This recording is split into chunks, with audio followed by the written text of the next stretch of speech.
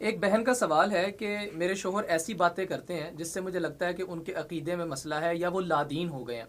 تو ایسی صورت میں ہمارا جو نکاح ہے اس کے متعلق کیا حکم ہے؟ نکاح اللہ رب العالمین کی طرف سے ایک بہت ہی اہم عبادت ہے، لیکن اسے شکوک و شبہات کی باتوں پر نہیں، ایسے شخص کے جو باتیں ہیں پھر اسے اپنے علاقے کے کسی مفتی جو عالم کتاب و سنت کا ہو اس کے پاس لے کر جانا چاہیے کہ اس کی یہ باتیں اگر وہ خلاف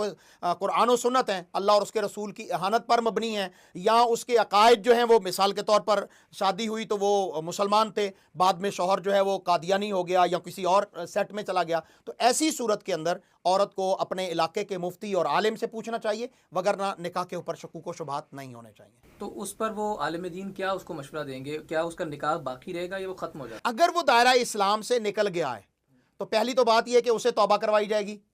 ایمان قبول کروایا جائے گا، اسلام قبول کروایا جائے گا، تو ان کا نکاح درست ہوگا، اسی نکاح کے اندر وہ ان کا رشتہ ٹھیک ہوگا۔ اگر وہ توبہ کی طرف نہیں آتا اور وہ جو ہے وہ اسلام قبول نہیں کرتا تو ان کا نکاح جو ہے وہ ٹوٹ جائے گا، اب یہ عورت اس کے ساتھ اپنا تعلق رکھنے میں حرام ہوگی۔ لیکن اگر قانونی طور پر شوہر کہ میں طلاق نہیں دیتا تو پھر کیا حکم ہے؟ تو شوہر کے پاس اگر طلاق کا آپشن ہے تو بیوی کے پاس خلا کا آپشن موجود ہے، وہ جائے گی اپنا کیس پریزنٹ کرے گی کہ میرا شوہر جو ہے وہ بے ایمان ہو گیا ہے، ایمان سے نکل گیا، اسلام سے نکل گیا، میں مسلمان ہوں، مومن ہوں، میں اس کے ساتھ نہیں رہ سکتی، تو وہ عدالت جو ہے وہ نکاح ختم کر دے گی، تنسیخ نکاح ہو جائے گا۔ عورت کے پاس اللہ تعالیٰ نے آپشن رکھی ہے